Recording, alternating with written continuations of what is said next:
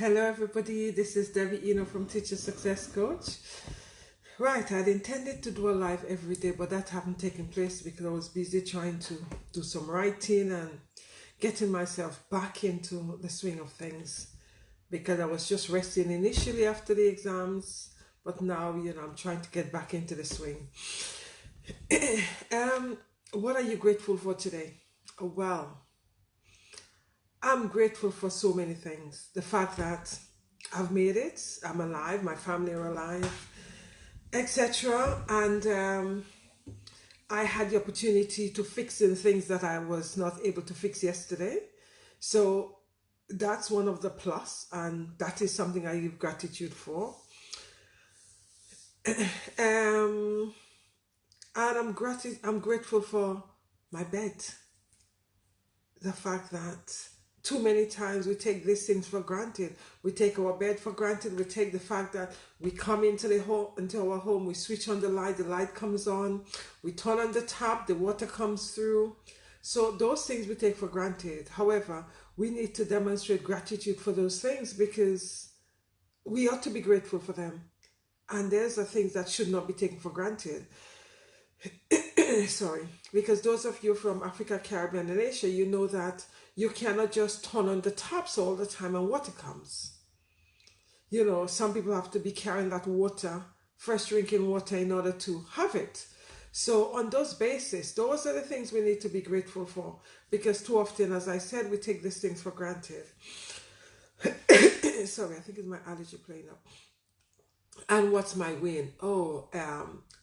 One of my wins for today is I met up with one of my mentees. It's interesting how we actually take these things for granted that, we see people, so we take it for granted.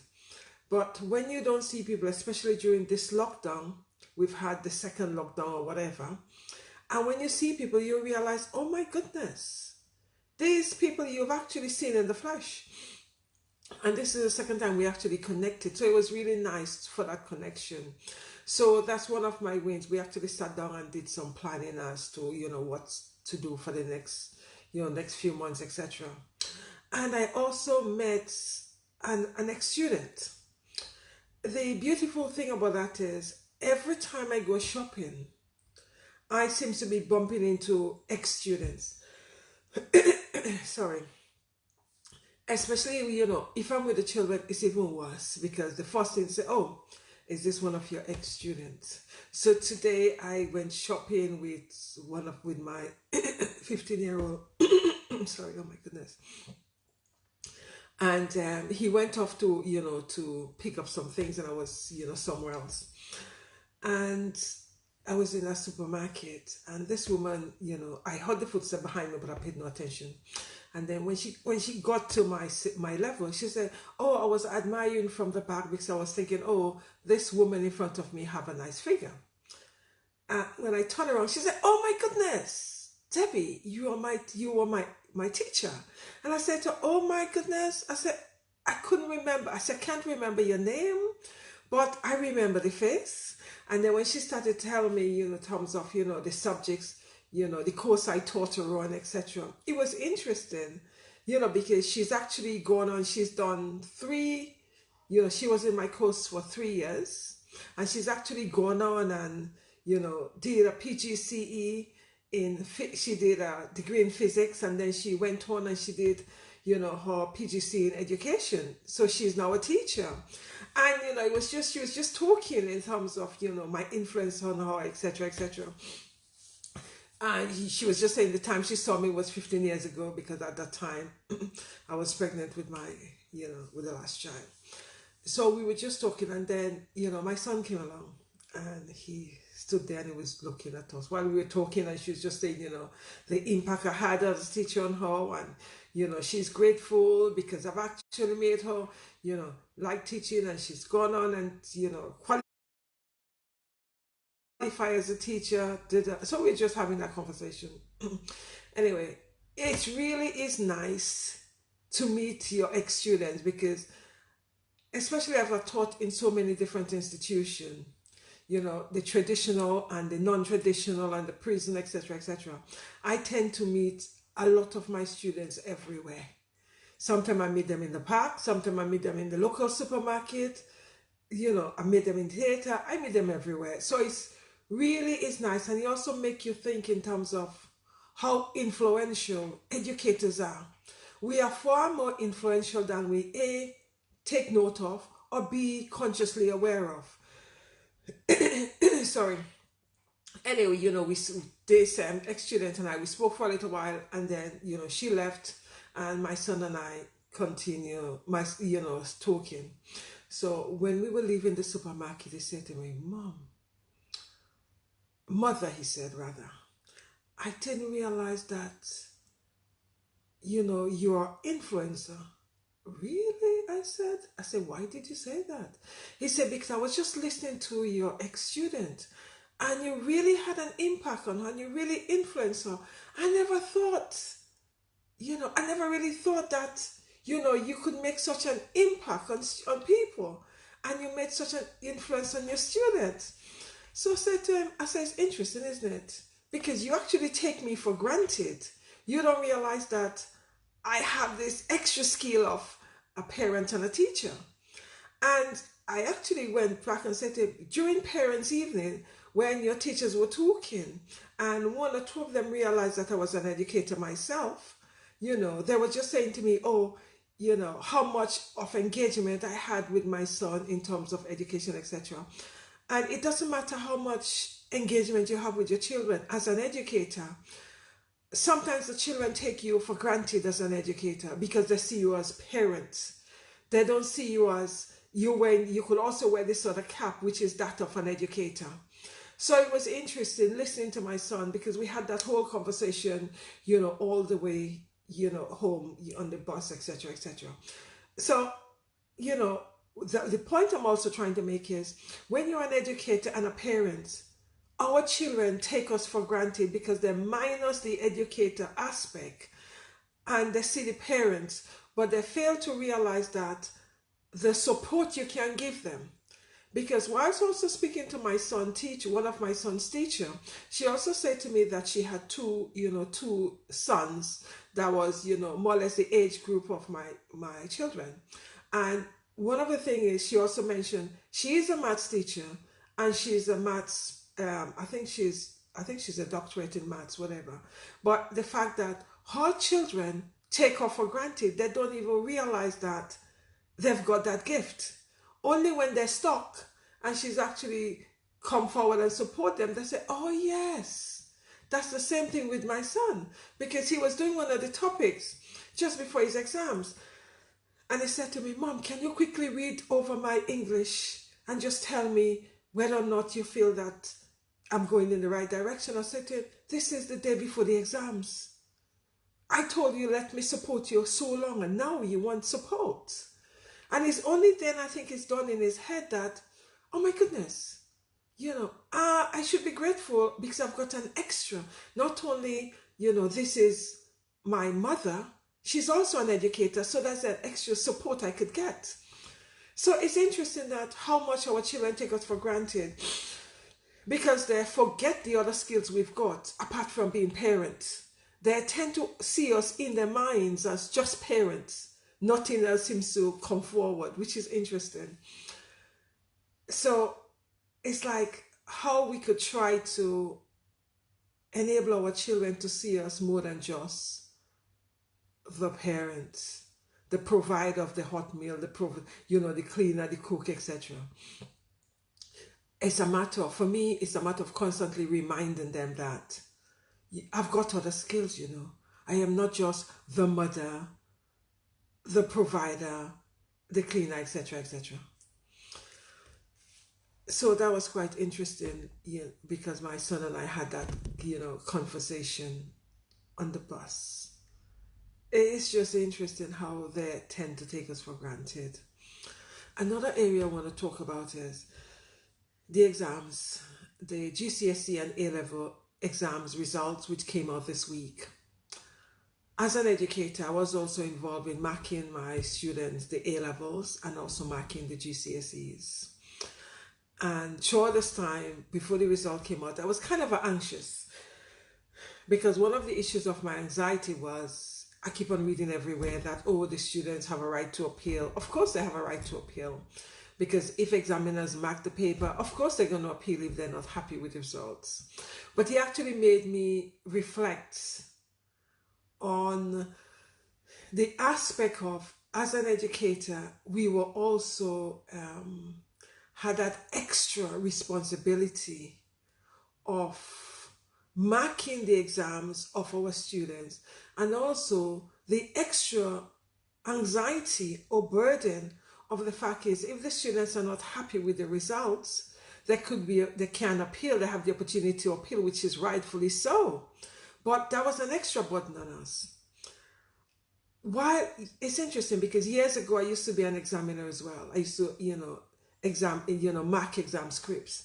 But for me, that was something different because I was wearing, as an educator, I was teaching, etc. And I was wearing this separate cap where, I was choosing to be an examiner, where I was choosing to go and mark script because I felt I wanted to have insight as to, what expectations are and what to look out for even more in terms of staff development to do with marking my own students' work and supporting them in terms of exams.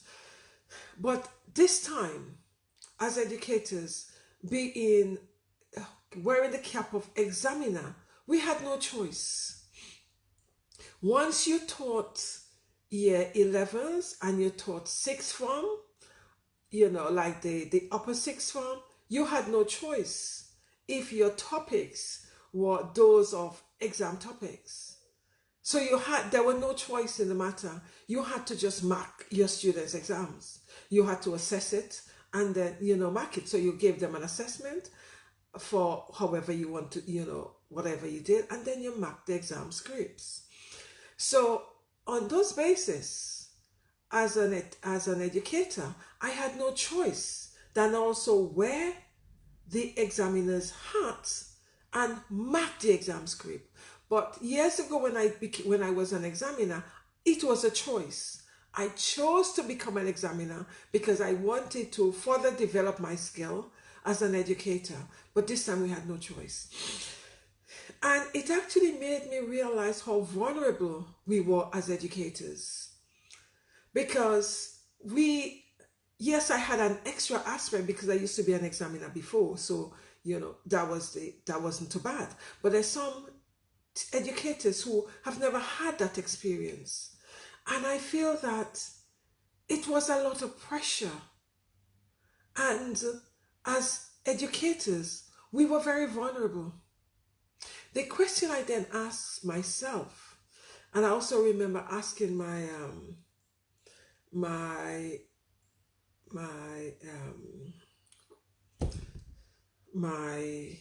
oh my goodness, my mind's gone. My line manager was, how much support would we get as educators should the student appeal? And that's something no one actually thought about. So we were actually talking about it. And at that point, as educators, you really do feel vulnerable in terms of you immediately became an examiner.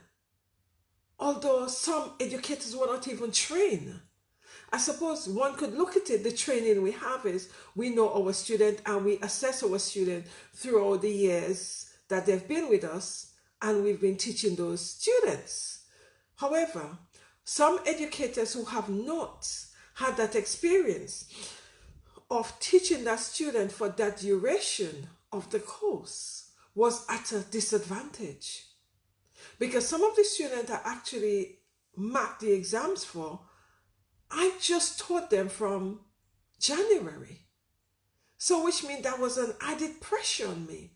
But thankfully for me, I had past experience of being an examiner, so you've got a vague idea.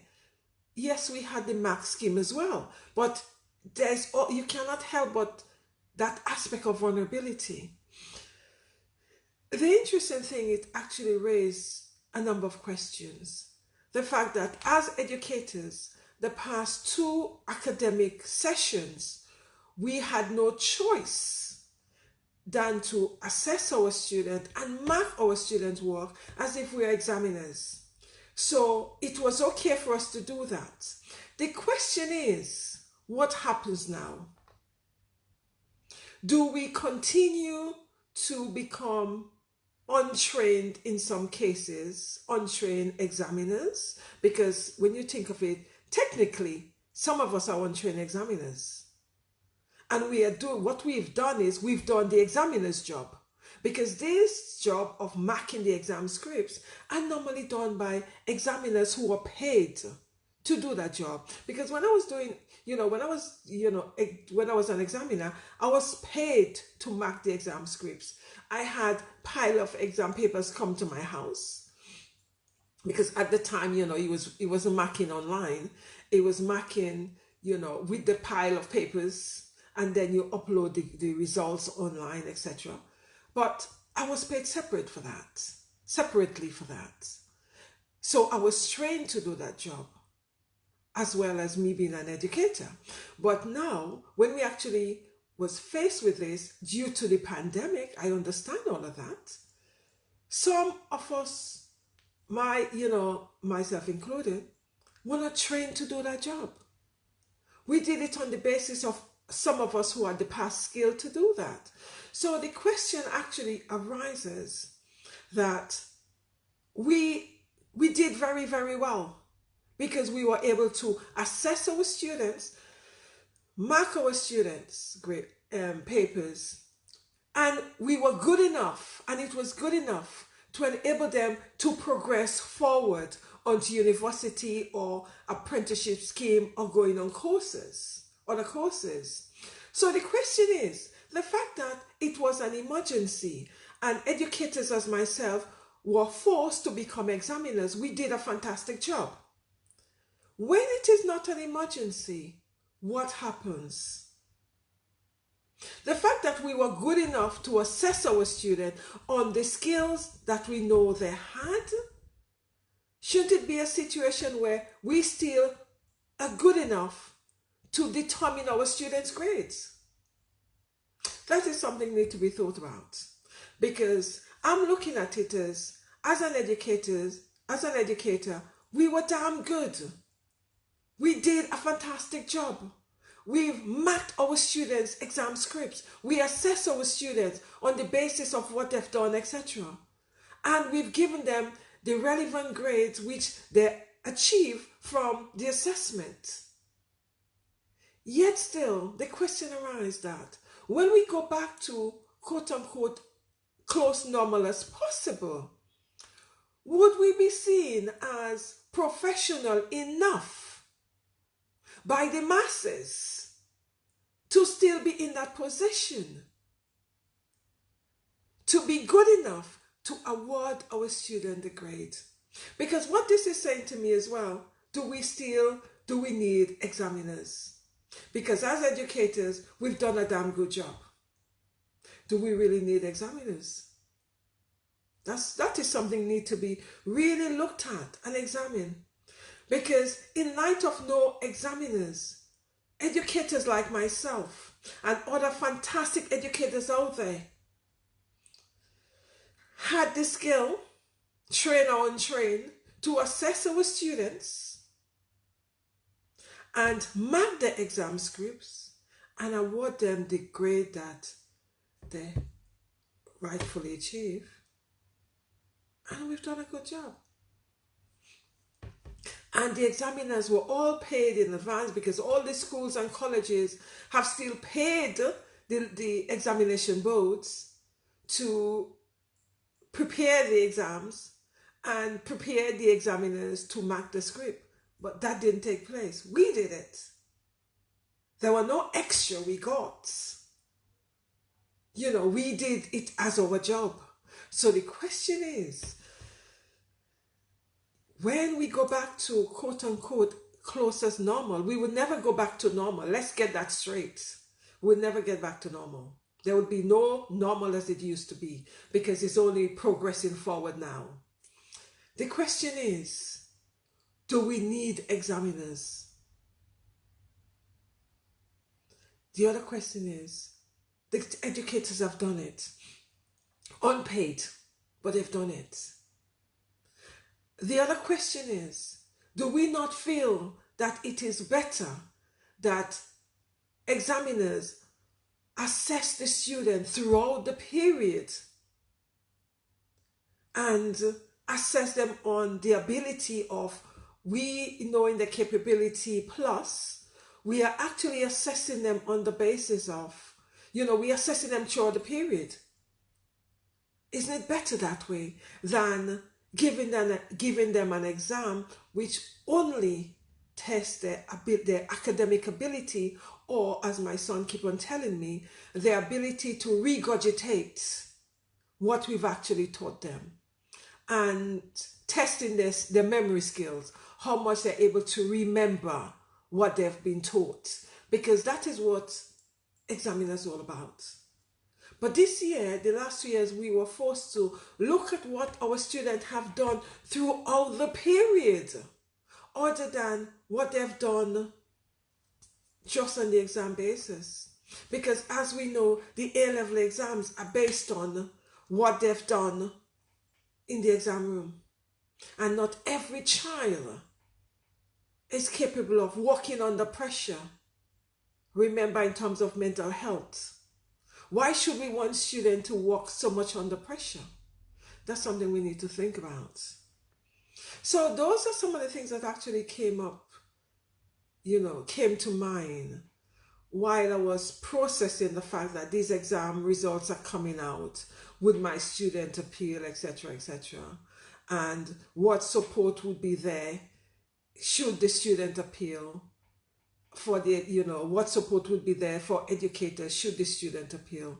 So those were some of the things that actually crossed my mind. Also, the fact that we assess students on the basis of what they've done throughout the period, because we couldn't just base it on the fact that we've given them an assessment. We had to look at it on a longer period. Isn't that a better measure of our students' academic ability, instead of just testing the student's ability to remember what they've been taught, and under pressure in the exam room, remember everything to do with the memory, cognitive, humanistic approach, etc., etc.? Should we not do an assessment throughout the period? These are things that I do feel that the education ministers and all these so-called people in education need to be looking at, because they actually thrust it upon us as educators, having to assess our student, mark our student work, etc., etc. We just had to we were thrown in, and we just had to get on with it. Yet still, there's still so much issues about, educators' ability. Really? We've just proved that we are capable. Anyway, that is something I just feel that people out there need to be thinking about, because I'm not too sure how much people really know, what took place in terms of, the GCSEs and A-levels, that educators are the ones who mark the scripts. And we just didn't only have to just mark that, we needed to have a look in terms of what assessment have the students been given throughout the academic year. And all those had to be taken into consideration, which personally I feel is a better measure of a student's ability than having students to be under pressure in an exam room to regurgitate everything that they've done for that topic. And also the ability to remember everything that they've been taught for the whole 1 year or 2 years. And they just have to, remember those and produce it on the paper. Should that be a measure of students' ability? That's something for us to think about. It's, I find those things quite intriguing because of what's happened. And there is a lot we have to thank COVID for. Although, yes, it's been a major stumbling block for a lot of people. But at the same time, with every negative situation, we need to have a look at the positive situation in it. Because I do feel as an educator, the education system need a revamp. And the exam system need also a revamp. and in terms of how students are taught and what they're taught need a revamp. Because when you look at the education system, students are not shown or not taught how to study. We give them know what to, we give them what to study. Study XYZ. We don't tell them how to do that. And for me, this year have shown that up more than any other year for me. Because as a psychologist, I'm also so in tune in terms of how students learn and what it takes for them to learn. And this year have brought up a lot in relationship to how students learn and what they learn. We are so quick to give them what to learn, but we don't show them how to do that. And that's a major, major, major factor in terms of how are these students learning. We show them, okay, this is what you need to learn, but we need to go a step further. How are you going to learn what we are now showing you to learn? Because as we know, the what is important, and that is left out.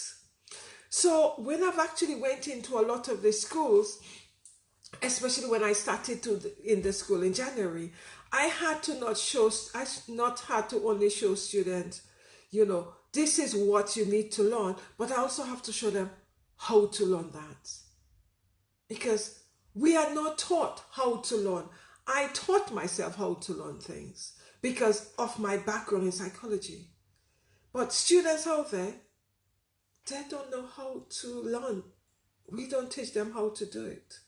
We just show them, okay, this is what you need to learn. But how are they going to do that? So that's something we need to be mindful about, is how we have to show students how to learn as well as what to learn. Another thing is, I keep on saying that I personally, this is me, the education system is fit for purpose. I personally don't believe that, because when you look at a lot of the students coming out of education, they don't know the basic. They don't know how to budget. They don't know about finance. They don't know how to fill in application forms. They don't know how to apply for a bank account. They don't know how to apply for a bank card. Those are basic things, which I do feel that these things, they need to be taught. Yes, some parents need to start doing that as well, but some parents may not know how to do that. So those are things I feel always been going on that. That's I feel that the education system need to look at all of that. Because more and more we begin to realize that these students, they're not prepared for the real world out there. I'm not too sure what we're preparing them for. But personally, I do not feel that they're being prepared for the real world out there.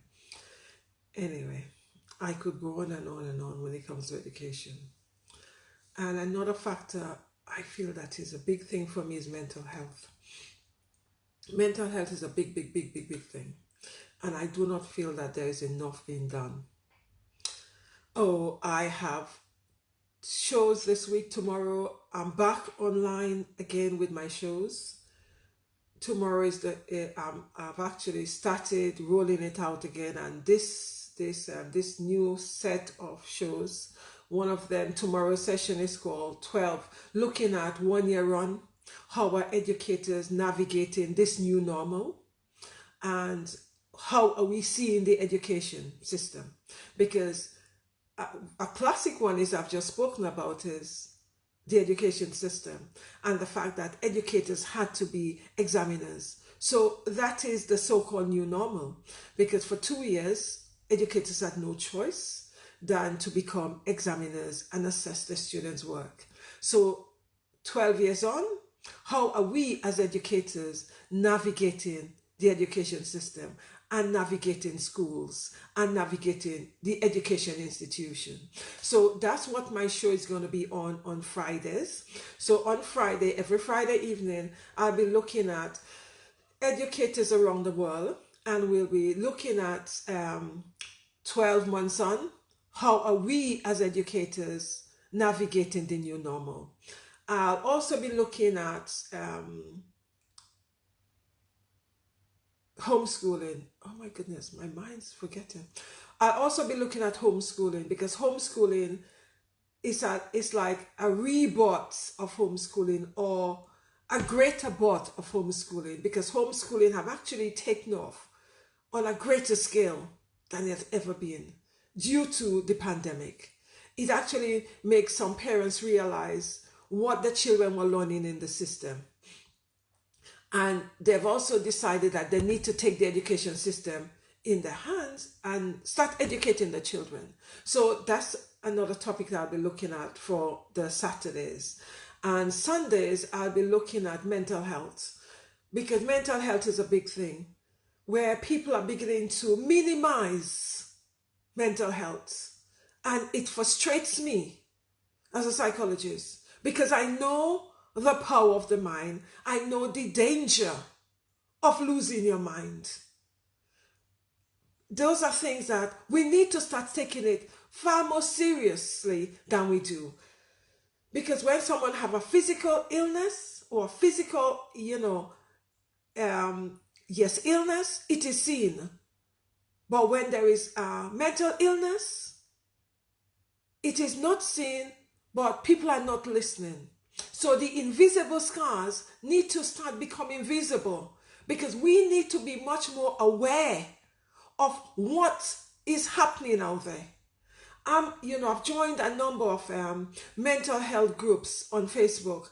Oh my goodness, the amount of people who are suffering from depression, anxiety, all of those mental health illnesses that we just ignore. And we cannot, I cannot stress it enough, we cannot ignore it. We cannot turn a blind eye. It is so apparent every which way. We need to become much more aware. And the interesting thing about it is, when these athletes are saying that they need to take care of the mental health, they're criticized for that. They're belittled, because they're saying that, hold on, my mental health is important and I need to take care of it. And people are minimizing that. Hell no.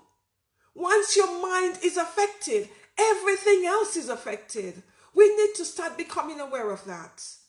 Mental health is a big thing. We need to stop minimizing the damage mental health is causing to the community at large. And when someone's saying that they need to not perform because they need to take care of their mental health, we need to start taking note of that. We need to stop minimizing and say that they're weak or all this nonsense. We need to start looking at the danger. As a psychologist, I'm seeing that every which way. We need to start being aware and stop pretending it doesn't exist. It damn well exists. And as we know, it's on the increase. We need to take note of that. Anyway, I feel so passionate about mental health issue, because once the mind is damaged, everything else fall apart. Nothing else is important once the mind is damaged. Whether or not it is from dementia, whether or not it's from Alzheimer, whether or not it's from stress, whether or not it's from depression, whether or not it's from anxiety, whether or not someone is suffering from schizophrenic, once the mind is gone, everything else goes and nothing else matters. We need to start looking at the power of the mind. That's all I'm leaving you guys with, because I realize I'm ranting because I feel so passionate about mental health. Anyway, guys, I would love you guys to join me on my platform where I talk about all these different topics, because I feel that I'm on a mission to increase awareness. And as a community, as a world, as a nation, we need to wake up to the fact that mental health is important, and once your mind have gone, nothing else matters. Anyway, guys, thank you very much for listening. Take care, stay blessed, and look after yourself, look after each other, and look after your mind. Bye bye. Thanks a lot.